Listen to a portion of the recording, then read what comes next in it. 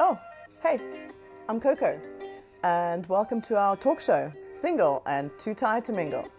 We'll be talking about relationships with ourselves, our exes, our kids, and other important beings. So stay tuned. Hi, Kathrine, how are you doing? I'm great. Welcome back to Tuesday Talks. Lovely to see you. Yes. But why are you here again?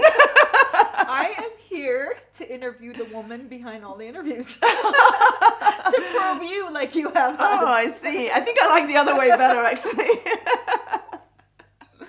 So really, I'm so happy that you're back. Your video is doing so well. So it's clearly found viewers that are so interested in what you have to say. So I'm looking forward, maybe, I don't know yet. Let's say I'm looking forward to you interviewing me today. Yeah, I think Some we all insights. are. I think for the people watching your show, we're always curious about you as well. Okay. Right? What's sort of prompted your interest in all of this? And you've written a book. Yes. So, which I have read cover to cover and really enjoyed it. Good. So one thing I will say about the book is not only is it entertaining, but it's very informative. And I think that's why I wanted to do this interview with you today, because I think that regarding the book, the way you have it sort of set out is like you talk about yourself and your stories. Yeah. So it's really engaging, but yet you give a lot of prompts and questions to the audience reading the book. You have questions at the end, you have lots of research. So it's like we're going on our own journey as we're reading yours. Okay, so great. it's really helpful.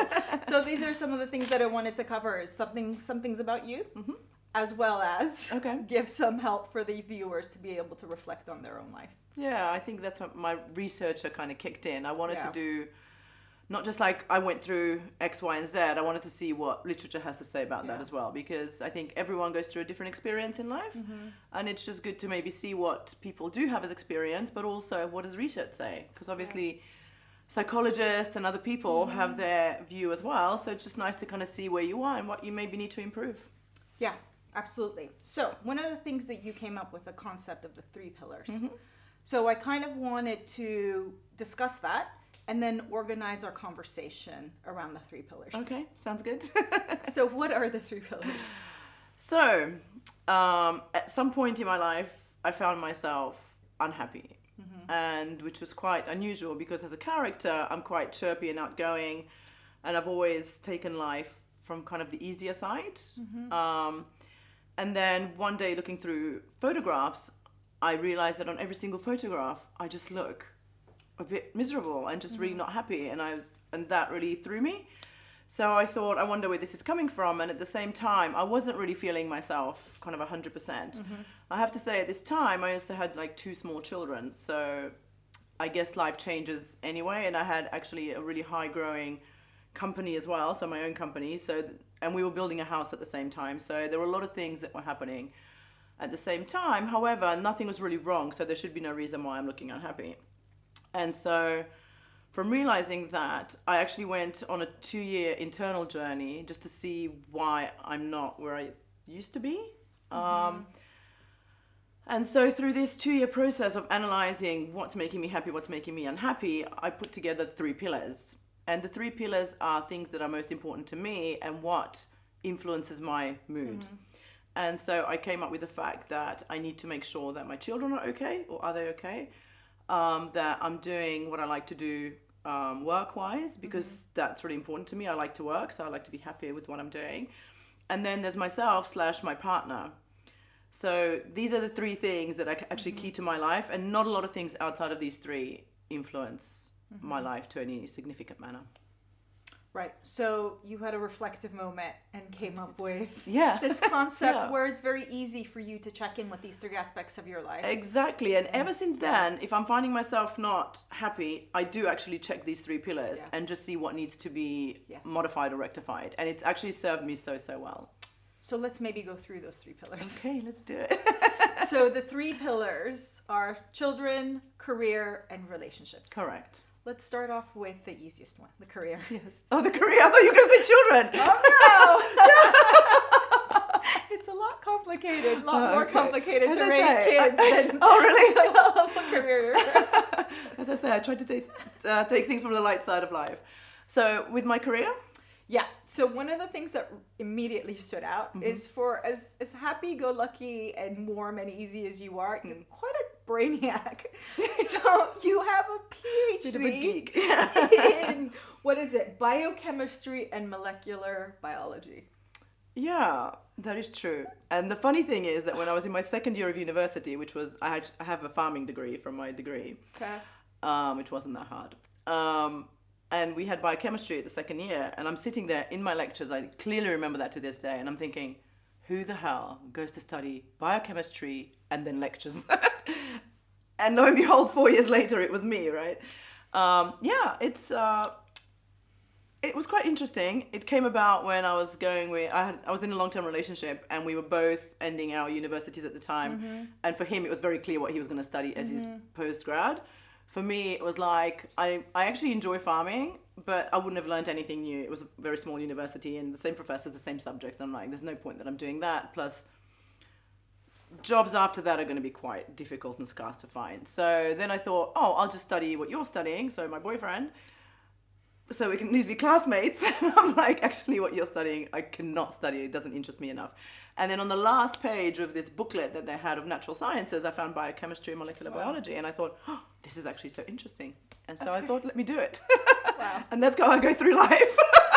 So something that's as difficult as a PhD in that chosen subject. Yeah. One would think then you end up dedicating your life Yeah. to working in a lab. That Right, is true. using this PhD, but it seems like you utilize the PhD very little. It's like you learned, you got your degree, and then you're off to other interests.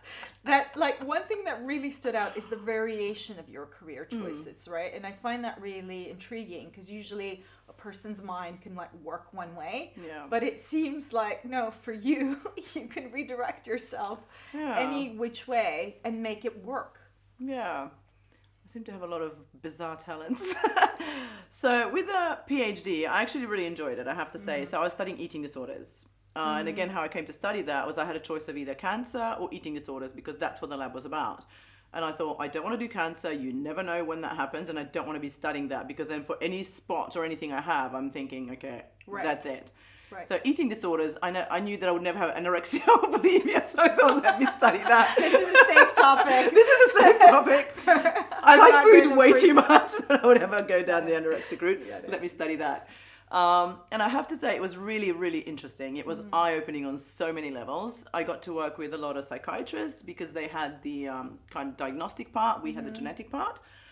And I think that a lot of people say, oh, didn't you waste your PhD? But like even writing this book, nothing is wasted ever in life. Like I learned how to be a researcher and look at things in a different way, right? Yeah. So when I was writing a book, it actually started out as a pure autobiography. And then I thought, actually, I don't know, when we're talking about parenting, for example, I thought, let me actually look this up. Like, what are the kind of, ways to parent a child? What are the outcomes? And I learned a lot about myself and the way that I was parented in the process.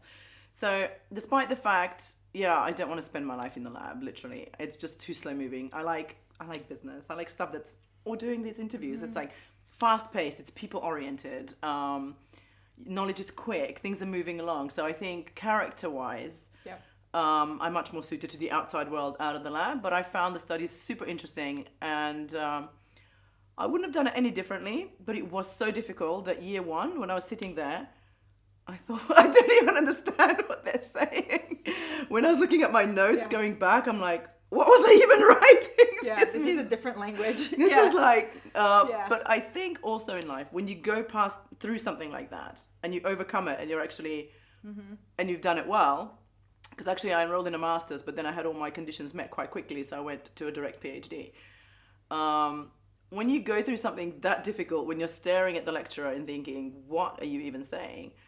It just makes you realize in life that even if something is difficult, it's just difficult. And I tell my kids now, one's at uni, I'm like, don't worry about it. It's just hard. And you just move on from there and you make the effort and then it gets better.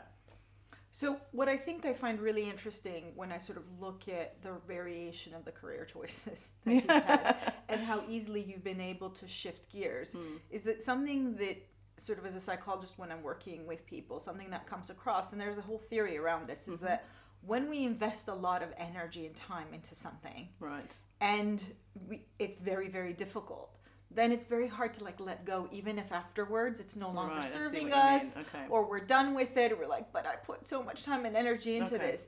And that was really interesting reading the book, because it was like you sort of seemed to be present to the moment. It was like, this isn't serving me anymore. Yeah, so I'm going to correct. let go of this and go, and this is a new opportunity. I'm going to let go of this. So there wasn't any like attachment to your past and the effort. You were ready to let it go and move on to something new and start from base Scratch, and, yeah. and build up again. Yeah, I think as I get older, I'm thinking, why am I always starting things from scratch? So I think that I'm very acute to the fact that I don't want to be unhappy in life. It's literally, I refuse to be unhappy. End of story. Right. And why should I be? And so when something is not interesting to me anymore, or if it's just served its purpose, and I don't want to do it anymore, and there's something else that's now happened, and it's interesting to me, and I feel like I can be good at it, then I do that. Is it difficult for you to let go? No, not at all. Not at all. Because you're committed to your happiness and moving forward. Yeah, I don't have an attachment issue, and I refuse to. Okay, I'll give you an example. Right. When we were in high school, my bedroom had a balcony, and I would have my girlfriends come over. We'd sit on the balcony. We would smoke a little bit, drink a little bit, and whatever. And then one day, I found myself in my room. This is, so what was I? Maybe 16. And I was like, oh my God, I really feel like having a cigarette. None of my family smokes, right? But we just did. And I'm like, oh my God, let me find some cigarettes, because I would have like a stash hidden with my friends, right? So I'm like looking around my room, where are these cigarettes? Where have we hidden them? And then I'm like, what am I doing? I'm literally looking for cigarettes. Like, are you crazy? This is so unhealthy, and I refuse to be addicted to anything. I don't want to have my life overruled by something else. And at that moment, that was it. I haven't smoked since. So I refuse to be like a victim of something that is not good for me, and it's no longer serving me. Why? I don't understand kind of that concept. But so you don't have issues letting go. I don't. And No. moving forward. No, I don't.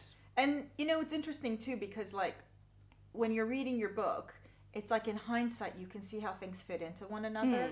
For instance, with the PhD, was one of the reasons you ended up in London. Yeah, correct. Right? And then met Matthew, who Correct, you ended yeah. up having kids with. So Yeah, so that was the moment that my life literally went a different Yeah. trajectory altogether. maybe as a result, let's move into relationships, since Matthew's come up. Yeah, so I think I was kind of...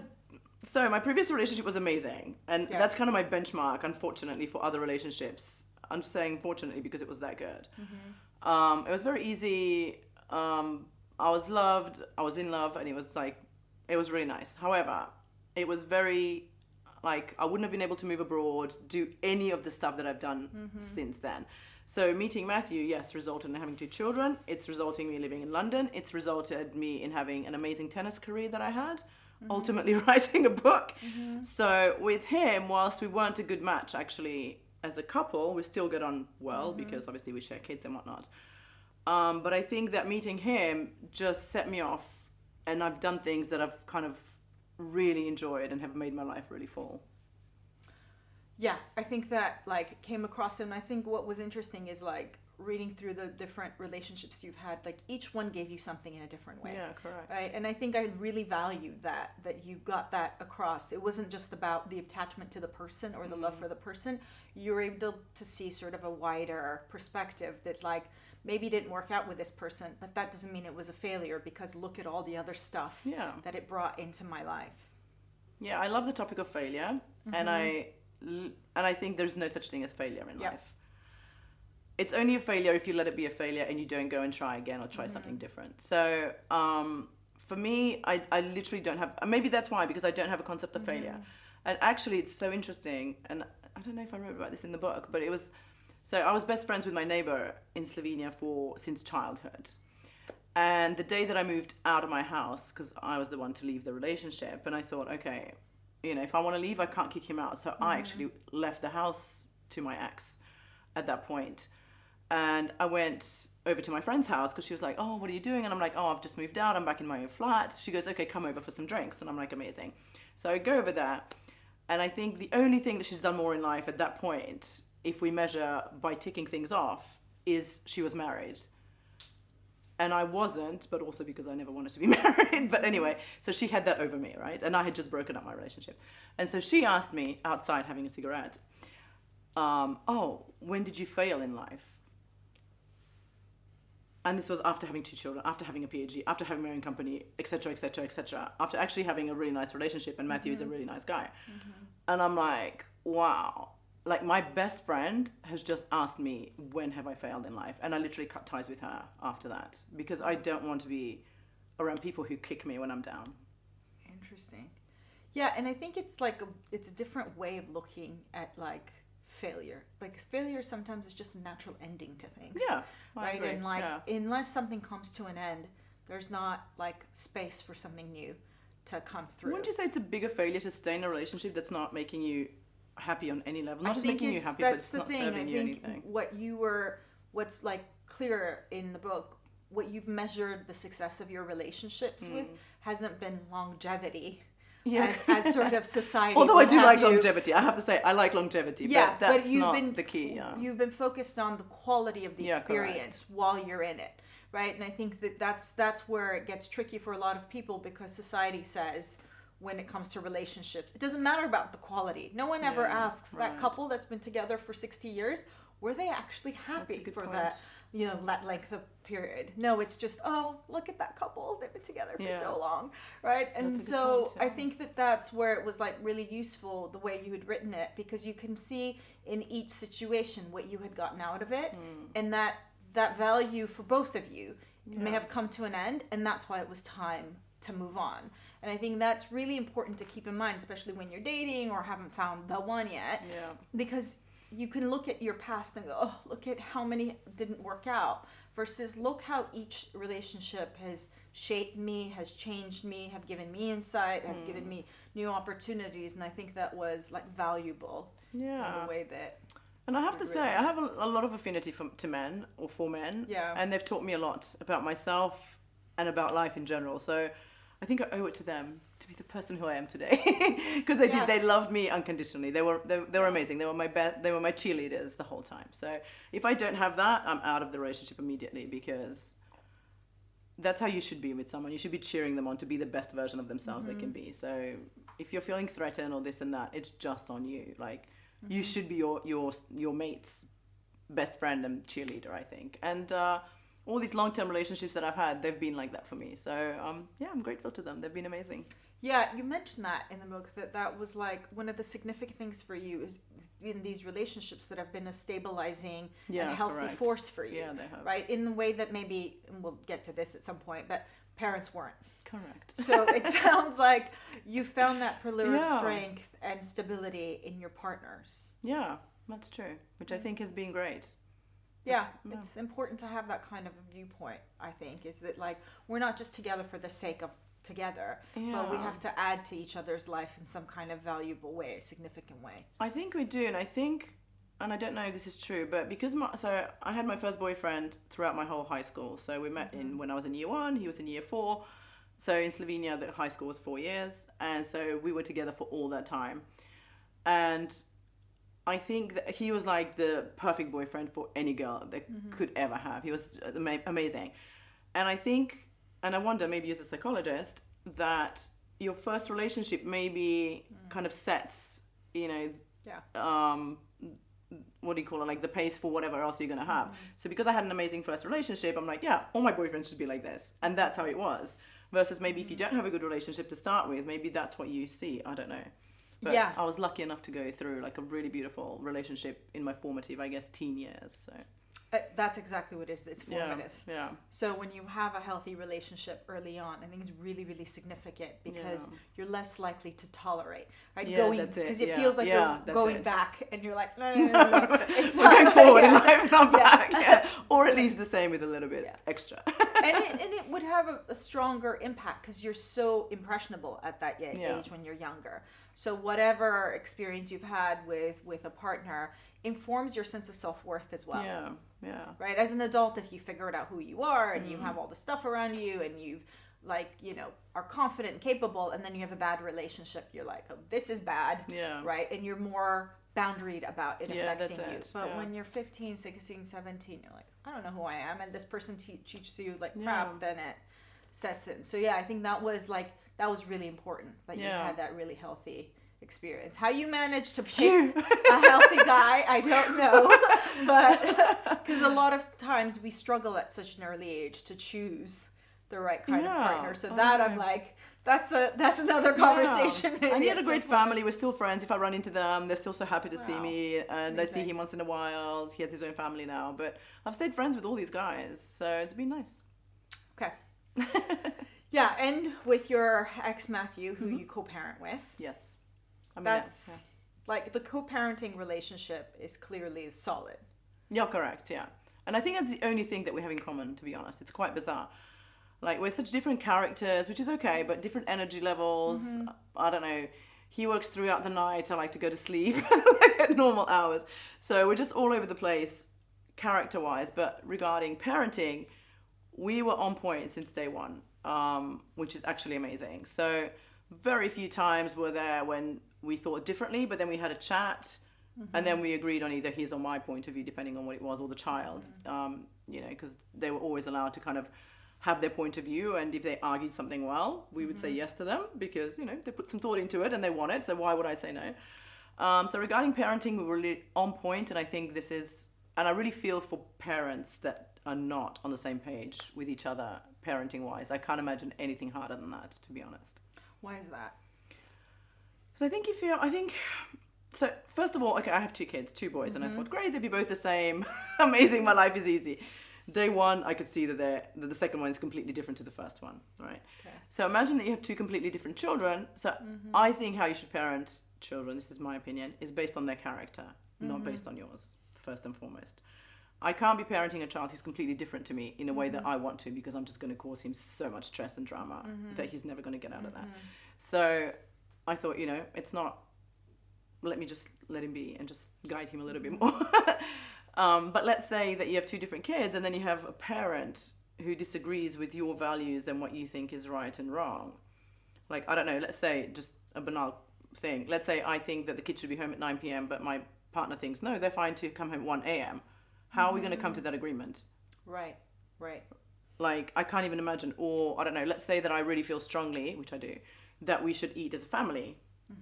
And my partner thinks, whatever, let's just eat, you know, behind a kitchen table whenever anyone is hungry and they want to do that.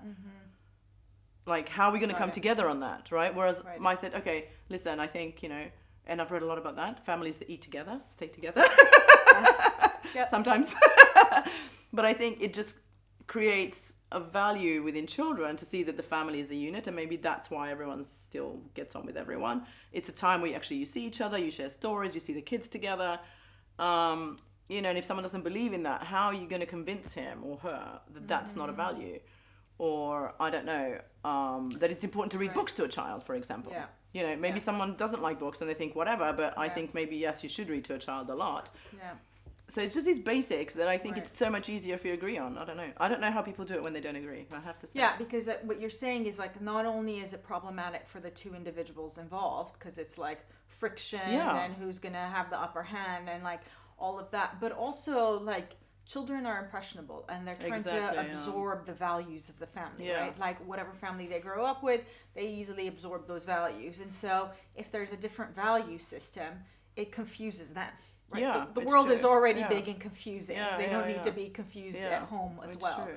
So yeah, and then they have to take sides. Who are we going to abide by? And who? Yeah, that's so true. it can get very, very messy. Yeah. And also it's interesting. So they have, this is something that they come to me and tell me, because they realize they're a bit different to their friends, for example. So they were never fussy.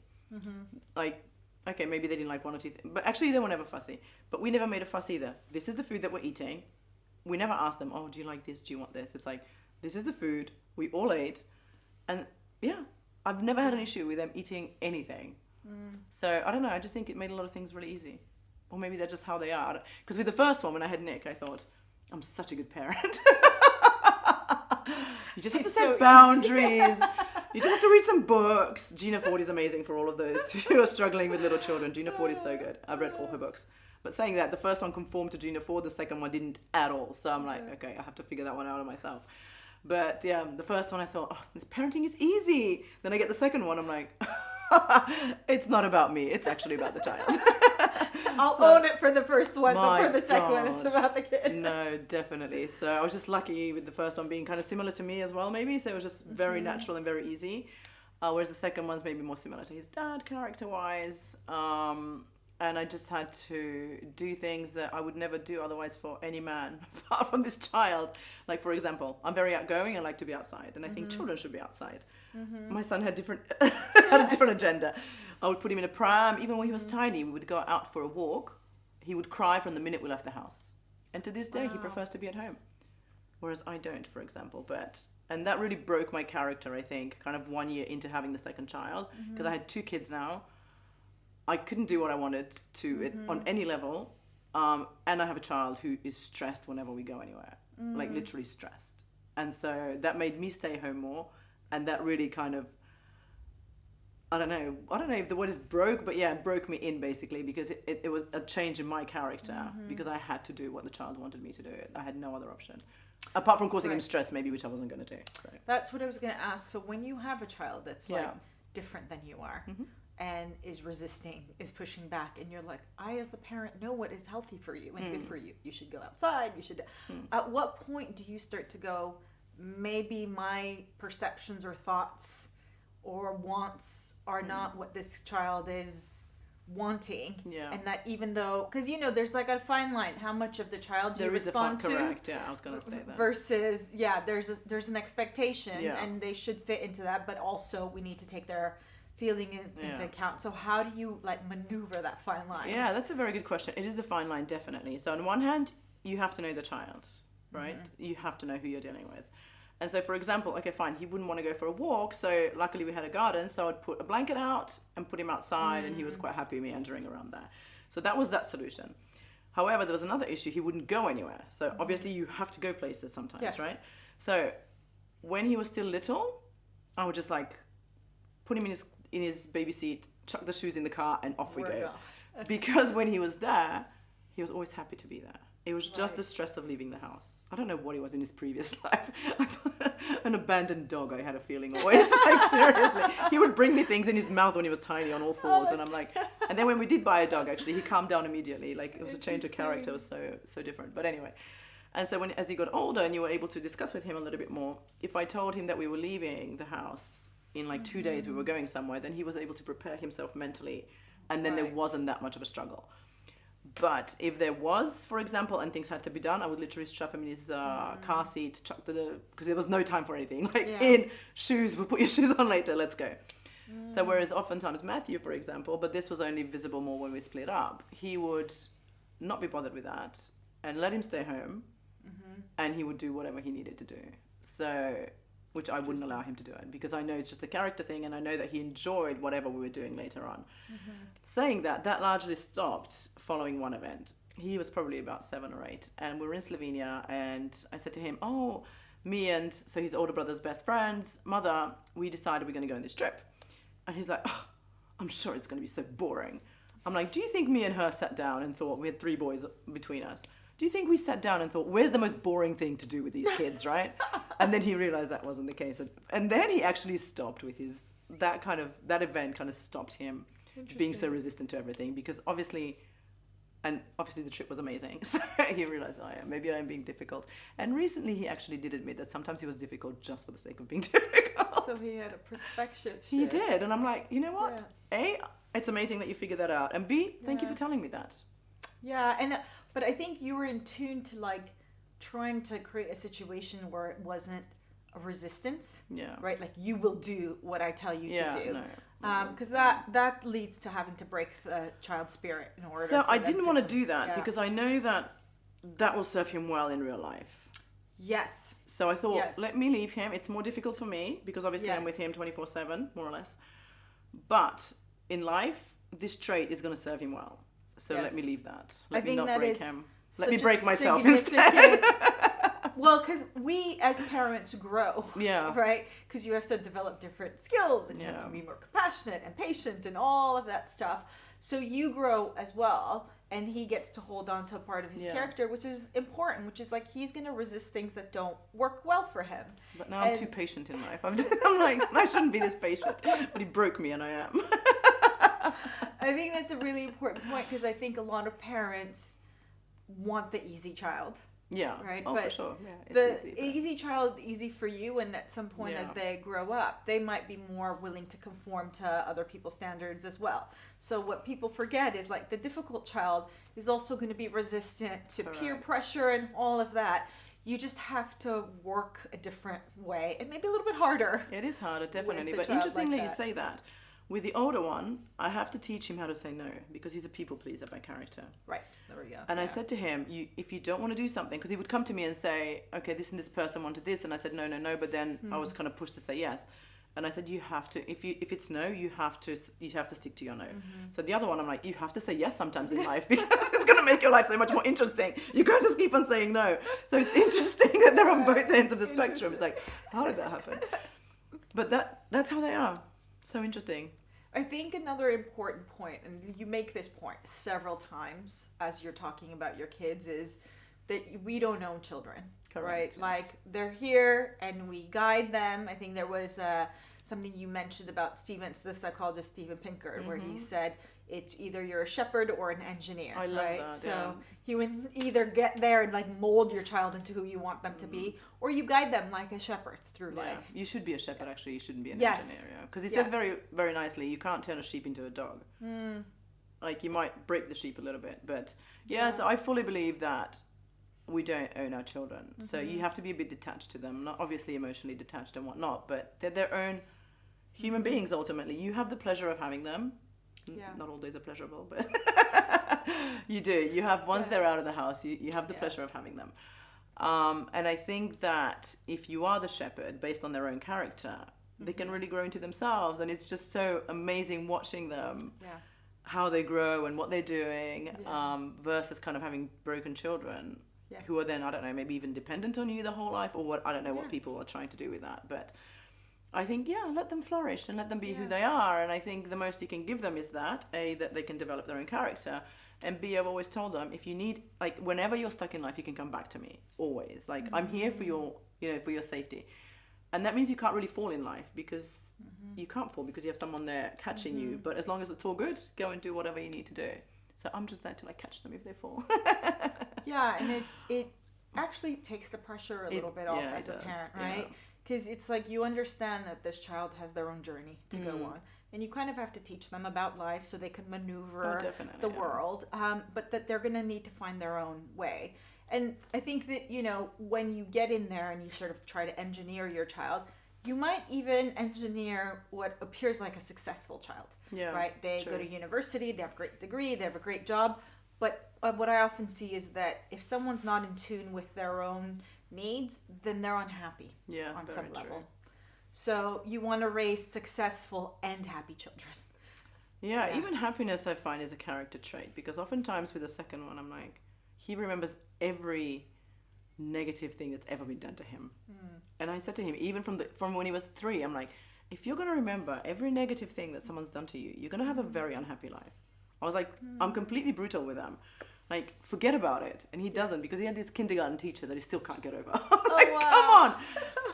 But then he had another one who everyone hated because she was so strict, and he just loved her because he just likes he likes guidance, and he likes kind of rules more and stuff like that. Whereas the other one was making him do things. Like, for example, I don't know, it was hot outside, they went for a walk, he wanted to keep his jacket on, right? Because he doesn't like change. So he gave me the jacket, he wants to have his jacket on. And so I had a meeting with her, and she's like, oh, but he's going to get sick if he's sweaty and whatever. I'm like, let him get sick. If that's the way that he's going to learn, let him get sick. I'm not bothered, but stop stressing the child who now doesn't want to go to kindergarten because of you. Right. So he's always loved going there, and now he doesn't want to go. So you need to stop. So I was also told them, in school, I'm always going to be on your side, whatever happens. So all you need to do is tell me what actually happened, and I'll always be on your side. And they felt a relief, actually, I have to say, because oftentimes kids feel that they're not believed just because they're children. Totally. Yes. And I said to them, your only responsibility is to tell me the truth. That's it. And then I will always be on your side. No matter, like, even if you mess something up, it's fine. It's life. Like, even if they were sometimes naughty in school, they would go, oh, you know what I did today? I'm like, that's fine. I was also naughty in school, but they don't know. That's not relevant. They don't need to know that. That's why I'm like, yeah, whatever. You're a child. Just do stuff sometimes, right? But like, you have to take the consequences also, which I was also able to take. So if I did something, I'm like, that's fine. I'll deal with the consequences, but I would rather do it than not do it. I'm not afraid of consequences because if you do something, this is gonna follow. Right. And I'm like, okay, fine, let it follow. Because the choice is yours. Yeah, it's my choice. I want to do this, and if that's the consequence, okay, fine, whatever. Then I'm willing to take it on. Yeah, that's it. So you mentioned a little bit about you being a child and you being a bit naughty as well. Mm-hmm. I wanted to touch on your upbringing because it sounds like you're a very different parent than your parents were. Thank God. Right. So but it's interesting because like in psychology, sometimes we say you just sort of like repeat what you see. Yeah. But you seem to have not done that. So what was your upbringing like a little bit, and how did you then as a parent decide very distinctly, I have these expectations and standards for myself as a parent and I'm going to do differently? Yeah. So just before we touch on to my parents, it was just interesting that I never had any affinity to children before. Mm-hmm. Like when I saw a small child, it was like, okay, it's a small child, that's it. But I kind of thought that when I have my own children, I'm going to be a good parent. I kind of always kind of had that expectation of myself. Okay, being a good parent is different things for different people, right? So my upbringing, I guess, what can I say to that? I guess everyone tries their best. My parents had me, maybe at the time it wasn't that young, but like nowadays I think it's very young. So my mother was 22, just 22. And my dad was 24, 25, whatever. So for me, if I had a child at that age, I don't think I would be a good parent. Definitely not to the extent that I think I parent them literally as best that they kind of could be parented now. I think when you're younger, maybe some people I think it took me a long time to grow up. I'm probably still not grown up fully, but I took a very long time to mature, let's say. And I think some people maybe mature sooner. I don't know. So if you do mature at 22, kudos to you. For me, I was a child. So if I had children at that time, I think I would have been a very poor parent. It probably would have ruined my life and it would have been horrific for me. And so I think from that standpoint, at 22, how formed are you as a human being? Not very. So how are you going to parent a child now? And also for me, like, I'm also quite independent, active. I want things my own way, even when I was little. So my mother's quite more, let's say, passive, so she couldn't handle that. I'm more like, kind of character-wise, I'm more like my dad. But he also felt like he's in competition with us his whole life, which is also quite bizarre. Like, why would you be in competition? But I think all of these things stem because you haven't lived the life that you have, or there's something wrong with your ego, or something that you haven't done in life if you're trying to pass that on to your children. And so I grew up, so I was mostly friends with my dad. Let's say I would hang out with my dad more because he was active and he would just take me along wherever. So I had very little contact maybe with my mother in general until they divorced when I was 15, 16. And then I'm like, oh, now I get to live with my mother, which I hadn't really before, just maybe because she had two other younger siblings, so she was dealing with that. And I was just like kind of hanging out with my dad, so which was fine. And then when they split up, I just thought, okay, because he didn't even tell us, he just left the house. He didn't say, okay, or the parents didn't say, okay, we're getting a divorce, this and this. He just left. So I'm like, okay, fine. And I do this to this day now. It's like, okay, you want to leave? There's the door. Bye-bye. Like, if you hadn't even discussed it with me, then if you want to leave, bye-bye. So, and also, you know what? If you're competing with me, if you're not supportive of me, which he wasn't, if you're not cheering me on for anything I've done in life, I don't need, it just brings me down. And I don't want to be around people who are like your parents at the end of the day and they're bringing you down. Like, why would you do that? So it's just not a healthy kind of environment for me to be in too much. Obviously, my mother is a different story. You want to be in good relationships with your mother. But again, and it's a pity that we're not actually, because I think it's such an important relationship in life. I don't know. I think she just has, for me, like the poor me syndrome, and I just can't deal with that. You're very different from that. I know, and I can't stand that, and I just, and because she tries to suck me in that way, and I'm completely resistant to that. So there's always been a tension there because of that. So that's how it is. And then when I had my own kids, I think I was just like in a good headspace. I was mature enough. I was finishing my PhD, and I thought, okay, this has been boring now. I've like partied all I could possibly party. I've studied all I could possibly study. You know, I've had a really good life, and I thought, oh, maybe it's time for a child. Right. And there he goes. And then he came. So that's literally how it happened. I was completely ready for it. So he was a bit of a surprise, let's say, but I'm like, yeah, cool. Let me just do that now. So it was really good.